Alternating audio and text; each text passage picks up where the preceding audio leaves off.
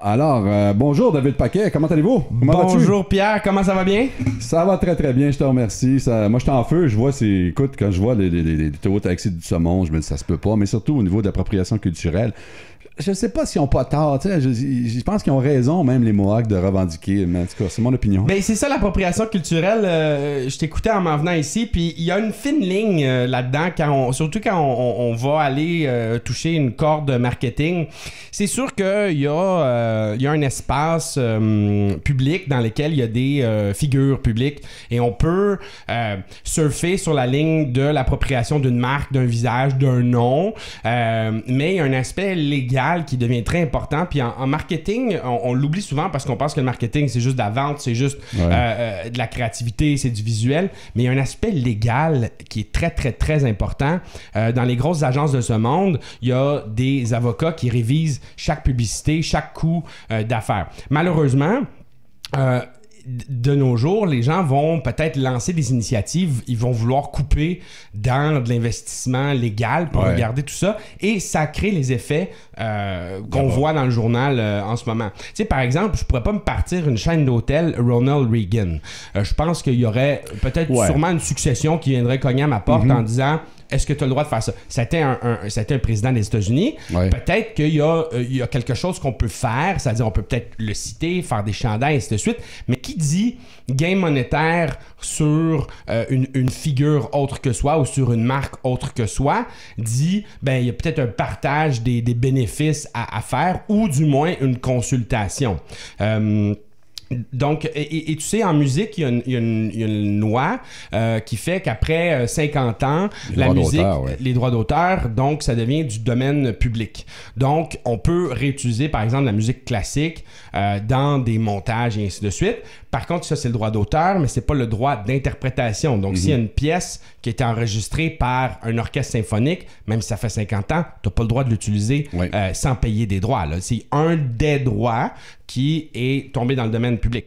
Donc, dans le cas d'une marque, ou dans le cas actuellement de ce qui se passe à Hochelaga Maisonneuve, moi, je suis pas expert légal. Tout ce que je peux dire, c'est que quand on essaie de faire un coup marketing comme ça, il faut mettre un budget de révision légale, et il faut faire aussi un petit budget peut-être pour aller aux tribunaux dans le cas qu'il y a un litige. Il faut se mettre un petit truc sur le site, comme on dit. Le prévoir au budget, oui. Exact. Donc, fine ligne en ce qui a trait à l'appropriation culturelle. Et il faut faire attention, il y a des sujets qui sont plus sensibles que d'autres. Et donc, il faut peut-être pas se mettre les pieds dans les plats en choisissant certains types de figures culturelles plus que d'autres. En l'occurrence, les Premières Nations, on sait que c'est un sujet qui est très sensible, qui est exacerbé depuis les 30, 40, 50 dernières années. Donc, au point de vue marketing, tu sais, on le voit sur tous les projets, ça prend des consultations avec les Premières Nations. On n'a pas le choix. Donc, en termes marketing, ben, il faut le faire aussi. Il ne faut pas... Puis, tu sais... Ben, eux, ils se défendent en disant qu'ils ont fait leur recherche, et puis bon, ben, c'était dans Wikipédia, donc c'était de sources publiques, donc ils ont pris ça tout simplement là. C'est ce qu'ils mentionnent.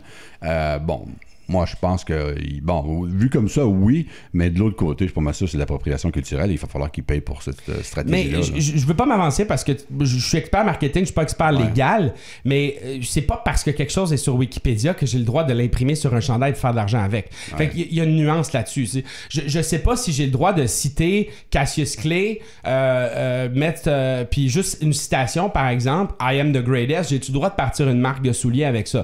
Je le sais pas, tu sais. Est-ce que j'ai le droit de mettre son visage? Ben, peut-être encore moins. Donc, il y a des droits... tu sais, un des droits fondamentaux en droit propriété intellectuelle, c'est le droit à l'intégrité. C'est-à-dire qu'on n'a pas le droit de déformer l'intégrité de ce qui a été dit. T'sais, par exemple, ensuite, il y a un droit à l'image. Il y a un droit... et on peut ne pas avoir cédé de droit sur... je vais te donner un exemple. Cassius Clay. Si j'ai pris la photo, on va dire que mon grand-père a pris une photo de Cassius Clay. Donc, mon grand-père va détenir le droit de la photo. C'est-à-dire que c'est le seul qui a le droit de reproduire la photo, et ainsi de suite. Sauf que il doit avoir obtenu les droits de la personne qui est sur la photo pour vendre sa photo. Parce que sinon, il va devoir toucher toucher, dans le fond, donner une part de ses gains à la personne qui est dans la photo. Absolument. Et tu as 100% raison. D'ailleurs, dans l'article de la presse, c'est ce que la chef de bande dit, c'est que, pas longtemps, en 2017, Van Morrison, qui est un chanteur irlandais très, très populaire, avait pris la photo de Billy Two Rivers lorsqu'il était lutteur en train de faire une prise et avait appelé son album Roll with the Punches. Puis le fait, étant donné que Roll with the Punches était associé à Billy Two Rivers au moment qu'il a assommé son adversaire sur l'arène, ben il est obligé de payer des droits d'auteur. Il y a une poursuite de Billy Two Rivers envers Van Morrison et ça s'est réglé à l'amiable. Mais quand même, non, si ça s'est réglé, c'est que ça a donné raison à Billy Two Rivers. Donc ça rejoint ton point. Hein? Exact. Puis d'autant plus, quand tu pars une campagne marketing, il faut que tu regardes est-ce qu'il y a eu des litiges dans le passé avec la marque qu'on essaie de s'approprier. Si je veux faire un hôtel Ronald Reagan, puis que je vois qu'aux États-Unis, il y a eu 12 poursuites avec la marque Ronald Reagan, pas de bonne idée. Go watch out un petit peu. Là. C'est pas une bonne chose. Des mauvaises stratégies, oui.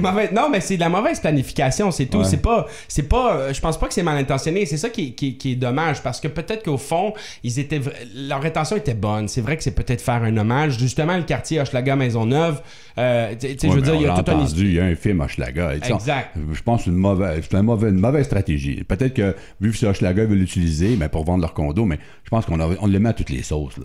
Peut-être. Voilà. Peut-être, mais c'est juste que peu importe la stratégie qu'on veut, ça prend une planification et ça prend une planification légale. Il y a des très bons avocats en propriété intellectuelle. J'en connais, si vous voulez que je vous en réfère, ça me ferait plaisir. Vous pouvez m'appeler avant de faire vos campagnes marketing. Deuxième sujet qui me lève le poil. Théo Taxi, t'en parlais tout à l'heure. C'est l'investissement dans des entreprises qui chutent alors qu'on n'investit pas dans des entreprises qui fonctionnent et qu'on perd nos fleurons. Il y a quelques semaines, il y a l'entreprise Fordia qui a fait la manchette avec... Et j'en ai parlé largement, les auditeurs s'en souviennent, on a brassé ça se pouvait pas. Donc, on rappelle un peu les faits. C'est une entreprise qui a vendu à des Suédois puis qui avait tenté de vendre à des intérêts québécois. La Caisse de dépôt. Et donc, moi, ce qui me sidère dans cette histoire-là, Pierre, c'est que... on regarde des entreprises comme Bombardier dans lesquelles on injecte des millions de dollars, des centaines de millions de dollars, et si ce n'est pas des milliards de dollars. Ça a été 1 milliard l'année de 2 ans, oui. Et on continue de supporter des canards boiteux, comme c'est la vraie expression, des canards boiteux comme Théo Taxi, à coût de millions de dollars. Et pendant ce temps-là, il y a des beaux fleurons québécois qui fonctionnent, qui sont rentables, avec un historique de profitabilité, qu'on lorgne et qu'on laisse partir à l'étranger pour des intérêts souvent partisans, pour des intérêts aussi quand on pense à Rona. Je m'excuse là, mais les ministres qui étaient en place à l'époque se sont fait accuser d'avoir baissé les yeux, puis parce que l'entreprise elle aurait eu plus d'argent. Évidemment, il y a peut-être de la magouille derrière.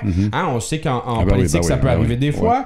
C'est pas tout le monde qui est bien intentionné, donc peut-être eu de la magouille derrière, il y a peut-être eu des pots de vin. Regarde. Ça a été vendu aux Américains. Exact. Et c'est pire que pire.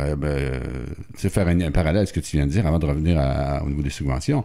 J'ai été récemment chez Renault Dépôt. Là. Je peux dire que c'est le jour et la nuit avec ce que c'était Renault Dépôt avant. Où est-ce que j'étais complètement ignorant en tant que client. Et ça, c'est la leçon numéro 1 du commerce de détail. T'oublies pas le client. Et j'étais complètement négligé. Mais là, je me suis dit, c'est arrivé une fois. Et non, c'est arrivé jusqu'à 3 fois. Là, je me suis dit dans ma tête, ça va mal. Et lorsque j'ai vu récemment, la semaine passée d'ailleurs, le nouveau président de Lowe's, qui disait ben là, je veux des camps maintenant, je veux que ça bouge. Les rendements sont pas aussi bons que prévu. Ça aligne une restructuration, des fermetures, puis il y a du monde qui vont se faire mettre à pied tout simplement. Et c'est triste parce qu'on aurait pu, quand on gérait ça ici, on gérait bien ça, mais malheureusement, on a laissé aller ce fleuron-là. On pourrait parler de Sico, entre autres, récemment. Bref, ton point est bon à 100% et on subventionne des affaires qui sont déjà à perte en bout de ligne. Oui, puis c'est sûr que dans la vente, éventuellement... les entreprises ne vont pas garder tous les postes. Ici, ça va. Moi, je considère que ça va enrichir une élite. Ils ont fait une passe d'argent. Au lieu de l'acheter au gouvernement québécois, dans le fond, ils l'ont vendu aux États-Unis. Il y a une élite qui a peut-être empoché un petit peu plus. En fait, au lieu de le vendre 5-6 fois les profits, ils l'ont peut-être vendu 8-9 fois les profits. Ils ont boosté les chiffres. Ils se sont tous passés à la caisse. Mais après ça, c'est qui va payer? Ben, après 5 ans, 6 ans, 7 ans, on fera état de cette transaction transaction-là, puis ça va être difficile de faire état de la transaction réellement en termes économiques, parce qu'on ne saura pas les vraies retombées que ça a eu ou les effets dévastateurs que ça a eu en termes de perte d'emploi, en termes de perte économique collatérale dans les régions dans lesquelles il y a ces emplois-là, oui, absolument. Et ainsi de suite. Et après ça, c'est sûr qu'il va y avoir des compétiteurs qui vont essayer de prendre cette place-là, cette part de marché-là. Et qui vont...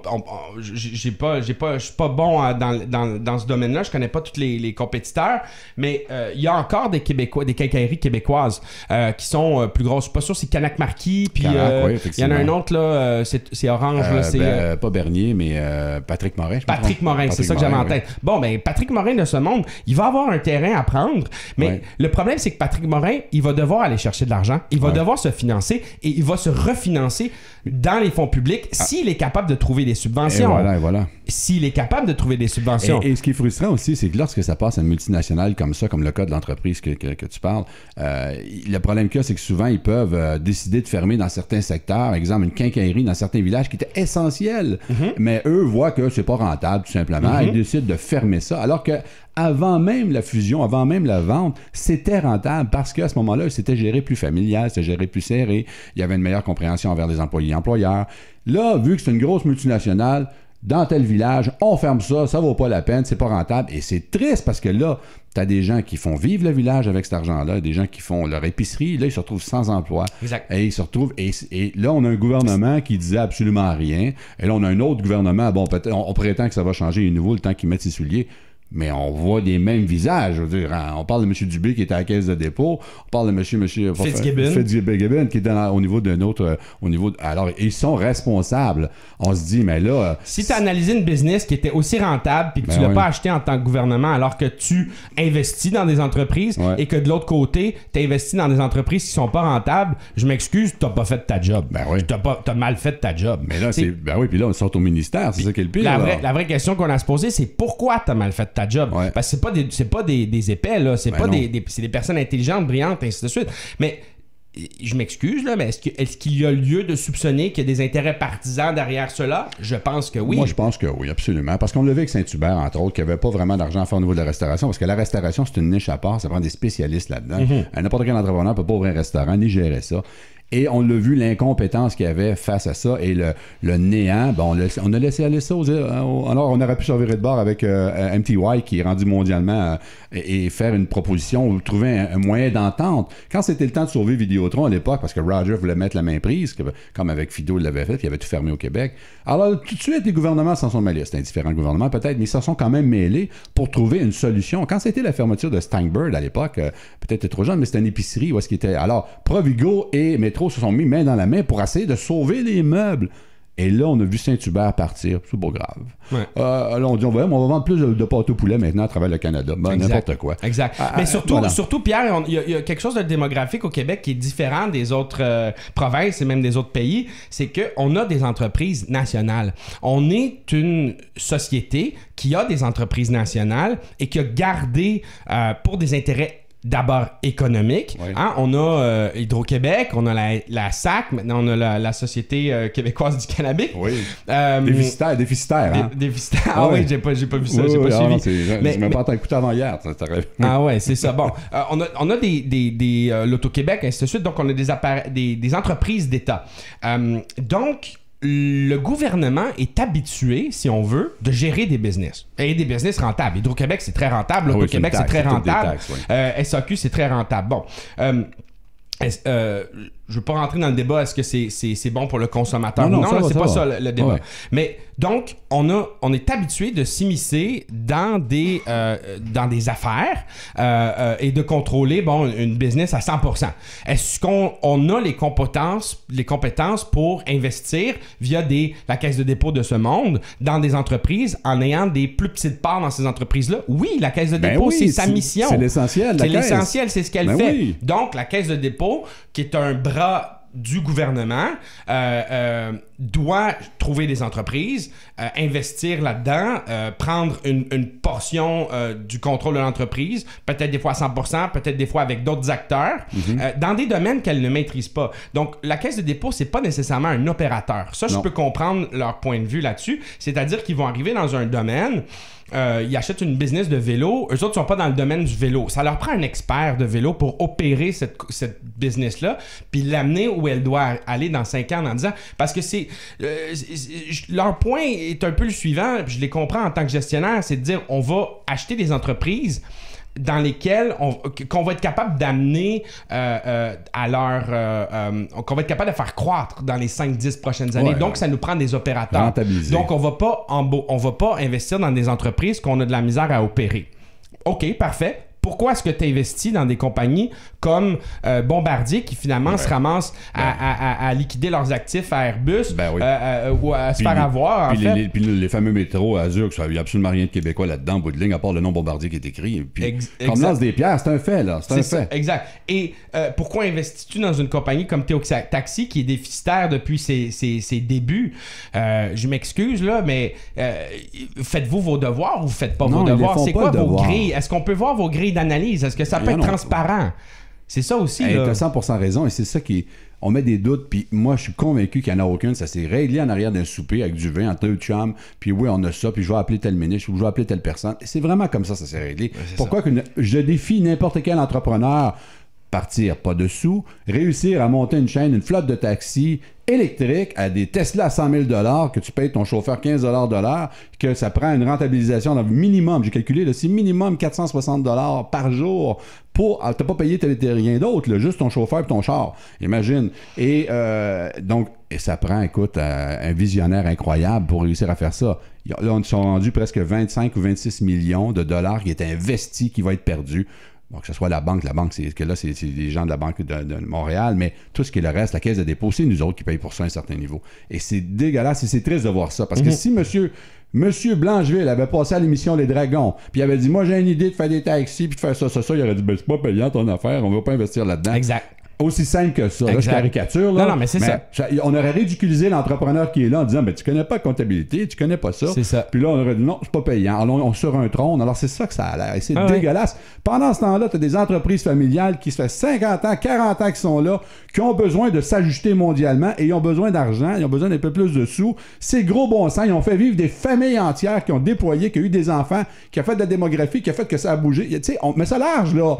Tout, qui ont fait bouger l'économie. Et ça, c'est bien plus que 20 millions. Là, on parle, c'est énorme ce qu'ils ont pu réussir à faire bouger. Non. On n'investit pas parce que la rentabilisation à long terme, pour retrouver notre argent, ça va être un peu plus long. Mais mettez-le au budget, c'est tout. T'es mieux un entrepreneur québécois que tu vas dire, je vais faire ton plan d'amortissement sur 20 ans au lieu de 5 ans, mais dans 20 ans, au moins, tu es prospère, tu y vas tranquillement. C'est bien plus intéressant que de bousculer quelqu'un comme lui. On a bousculé Théo Taxi, lui, je parle de la compagnie, à des 25-50 millions, puis 3 ans après, c'est une faillite, alors qu'on savait même que la première journée, c'était pas été en faillite. Il y avait Big C, qui c'était la même histoire en bout de ligne à certains niveaux. C'était la même affaire. Quand un Big C, ça coûte moins cher qu'une Tesla, mais n'empêche que... Non, mais c'est des modèles non rentables. C'est qu'on supporte des modèles non rentables qui sont branchés sur l'intubateur, là, tu sais, puis on les garde animés artificiellement en se faisant bonne presse, en disant qu'on investit, puis qu'on est bon pour l'économie, puis les retombées, puis ainsi de suite. C'est faux. Puis dès qu'on s'enlève de ça, l'entreprise ne fonctionne pas. Et de l'autre côté, on a des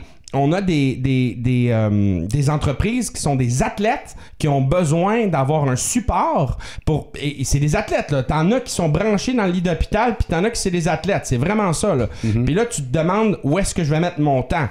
Puis tu te justifies en disant que c'est correct de mettre ton temps sur quelque chose de branché artificiellement, alors que puis tu laisses l'athlète partir. Donc, comme société, en termes d'investissement, ceux qui font leur devoir, on a à se poser la question, faites-vous bien vos devoirs? Si oui, moi, je demande de voir c'est quoi vos grilles d'évaluation et je demande que ce soit public parce que c'est des intérêts publics. Je veux savoir comment est-ce que vous allez choisir les entreprises dans lesquelles vous investissez parce que à coût de 20 millions de dollars, je m'excuse, peut-être qu'on devrait faire 20 investissements de 1 million de dollars dans des plus petites entreprises. Absolument, absolument. Puis il faut comprendre que pour aller chercher 20 millions de dollars net qui est remis, parce que c'est 20 milliards net remis, c'est peut-être qu'il a fallu 120 millions de dollars pour amener le 20 millions net. Et c'est ça qui est frustrant. Et c'est ça qu'on oublie. On dit, non, mais c'est juste 2 millions, il n'y a rien là. La Caisse de dépôt a déjà perdu des milliards. On dit, mais on en fait des milliards aussi. Mais je sais bien. Mais pour faire 1 milliard, il faut t'en aller à ramasser de l'argent. Mais c'est parce qu'ils n'ont pas les mêmes préceptes que nous, Pierre. Michael Sabia, quand il est parti de son entreprise, de ses belles, il a touché des primes de départ pendant qu'il y avait des licenciements. Je connais pas l'histoire parfaitement là, adéquate, mais ça ressemble à ça. Tu vis pas sur la même planète, je m'excuse. Après ça, c'est sûr que tu vas aller te justifier avec tous tes amis de parti en disant que tu fais bien ton travail, puis je m'excuse, le salaire doit être faramineux, là. Je me rappelle pas si c'est comme 2,5 millions son salaire, là, quelque chose comme ça. Là. Ça, c'est le salaire peut-être de base sans prime, il faudrait vérifier. Oui. Tu gagnes plus que le premier ministre, je m'excuse. Là, je m'excuse. Là. Le premier ministre, est-ce qu'on a le droit d'y rendre des comptes? Est-ce qu'on a le droit de l'accès, la loi de l'accès à l'information? Oui, on peut faire ça. Oui. Il y a des mécanismes pour que ça soit transparent. Je parle peut-être à travers mon chapeau, mais je demanderais qu'il y ait plus de transparence au niveau des investissements. Absolument. Mais ils vont toujours sortir aussi en disant, oui, mais on a investi. Là, ils sortent des statistiques. On a donné de temps, oui, pour bien paraître. Mais en bout de ligne, quand on se met à gratter, il n'y a pas eu tant que ça. Et ça n'a pas été versé au bon moment comme prévu. Souvent, l'entrepreneur a été provoqué à la faillite indirectement. Et c'est de leur responsabilité à Caisse de dépôt, au gouvernement, à aider les entrepreneurs d'ici, à tout faire pour sauver les sièges d'ici, surtout quand c'est une entreprise familiale. C'est pas comme quelqu'un qui part à une compagnie de taxi au bout de 3 ans et là, ça marche pas. Là. On parle des gens qui se sont privés, qui ont travaillé des 80 heures semaine. C'est ça un entrepreneur, un vrai entrepreneur. Surtout au niveau familial. On parle des enfants qui sont impliqués depuis le bas âge. Là. On parle des conjoints qui sont impliqués. On parle des enfants, des employés qui sont impliqués. On parle d'une grosse affaire. Ben là, on banalise ça, on essuie ça du revers de la main en disant, pas rentable, là. Puis là, on laisse. C'est pas grave, c'est grave de laisser arriver une entreprise d'ailleurs acheter. C'est juste que on perd de l'intelligence, on perd des capitaux à plusieurs niveaux. On perd parce qu'eux vont gérer ça ailleurs. Et il y a des effets collatéraux sur 5 ans ou 10 ans. Larges, énormément. C'est correct qu'on achète on en achète des entreprises. Oui. Je pense que ça a été écrit par les journalistes lorsque c'est sorti. Le Québec achète aussi beaucoup d'entreprises, mais on en parle peut-être moins parce que on va acheter les plus petites entreprises, ça crée des fusions, puis éventuellement, il y a des plus grosses entreprises. Bon, on en achète aussi, puis c'est correct, c'est le libre marché, là. Ça fait partie de l'économie, des principes capitalistes, c'est correct, là. Mais on parle plutôt, moi ma question, c'est plutôt mon interrogation, c'est de savoir, faites-vous bien votre job? Ouais. C'est quoi votre mandat, puis est-ce que vous faites bien votre job? Si on se rend compte qu'on perd en termes économiques sur 10 ans, parce qu'on perd des fleurons, puis qu'à la fin, il y a un effet qui est néfaste en termes économiques, il y a raison de poser la question de savoir, faites-vous bien votre job? Puis pour être capable d'évaluer votre job, j'aimerais ça savoir sur quelle base et sur quels critères vos ordres ont été donnés. Parce qu'il y a quelqu'un qui va caler la shot. C'est clair. Il y a quelqu'un qui colle la shot quelque part. C'est clair. Mais moi c'est vraiment... La personne qui va donner l'ordre, là, c'est simplement une question de chiffre de zéro, tout simplement. Parce que lorsqu'on gère des milliards à la Caisse de dépôt et de placement, tout ce qui est, d'après moi, en bas d'un demi-milliard, là, ils doivent dire pas important, là, touche pas à ça. Ou c'est une autre équipe qui prend ça, qui n'est pas en mesure de prendre des décisions, qui doivent une fois par mois. C'est partisan, Pierre. C'est clair. C'est partisan. Ouais. Si tu aimes tel parti, tu connais telle personne, tu es connecté avec la FTQ, tu es connecté avec les chums à Sabia, t'es dans le parti, ainsi de suite. La business se passe de même. Mais si c'est pas ça, ça ressemble à ça. On n'a pas connu les dinosaures, on peut quand même en parler. C'est une caricature, mais ça ressemble à ça. Parce qu'on n'a pas encore, il n'y a pas de preuve qui a été lancée. Mais c'est clair, net et précis que c'est. Non, je te le dis, Pierre, j'étais dans les coulisses, là, je le vois, là, c'est quoi, là, c'est ça, c'est le même. T'es-tu chum avec le président de la Banque nationale ou non? Ton compte, tu vas avoir plus d'argent dans ton compte, tu vas avoir une meilleure marge de crédit, puis ainsi de suite, là. Tu le disais tantôt, si tu t'en vas prendre une bouteille de vin, tu t'en vas-tu dans les mêmes soirées mondaines? Est-ce que tu finances les mêmes OBNL? les mêmes... le standard, le standing. Exact. C'est comme ça que ça fonctionne. À la fin, t'as une business non rentable, même si on est chum, t'as une business non rentable. Tu sais, Alexandre Taillefer, c'est une bonne personne. J'admire quand même son puis c'est ça qui est plate, parce que quand on pose la question, c'est comme si on dénigre l'individu. Et moi, je ne dénigre pas l'individu. Je l'encourage. Je trouve ça beau. C'est une personne courageuse qui a du front. La business fonctionne pas. Après ça, qu'est-ce qui fait qu'on la tient plus longtemps sur l'incubateur? C'est peut-être là l'effet partisan. C'est peut-être là que les critères sont peut-être pas assez transparents. Tu sais, on va continuer ce sujet, mais tu sais, il y a eu aussi l'histoire de Caroline Néron en même temps.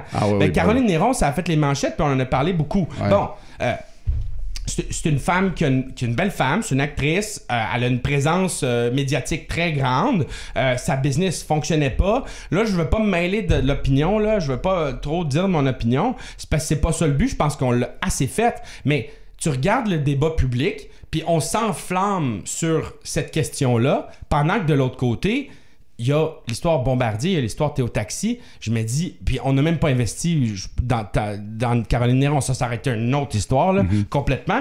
Mais c'est plus, puis il y a du support par rapport à l'entrepreneuriat. Moi, c'est ça que j'étais content de voir au Québec. Il y a un changement de mentalité, c'est que maintenant, on va encourager beaucoup plus l'entrepreneuriat. J'ai vu beaucoup de commentaires sur les réseaux sociaux qui l'encourageaient dans son effort, puis qui étaient tristes de ça. Je pense qu'on a un changement de société qui s'est effectué à ce niveau-là. Ouais. Mais tout ce que tu dis, retiens ça, faut en parler la semaine prochaine, c'est trop bon, David, mais on n'a pas le choix de te couper, mais t'as 100% raison, et on pourra en revenir d'ailleurs là-dessus, parce que moi aussi j'ai pas dit mon dernier mot si j'explose, parce que c'est triste de voir ça. On revient après. C'est un débat qui va durer, hein, parce que je veux dire, on le voit de plus en plus. Fait qu'on va en reparler la semaine prochaine. Absolument. Lancez-nous des pierres. Oui, voilà. David, on peut réécouter tes chroniques sur le site internet www.ckvl.fm dans la section Ne me lancez pas des pierres. Donc à la semaine prochaine. Bon week-end tout le monde. Merci. Reste à l'écoute, parce que tu cites les actualités avec M. Benoît D'Amico.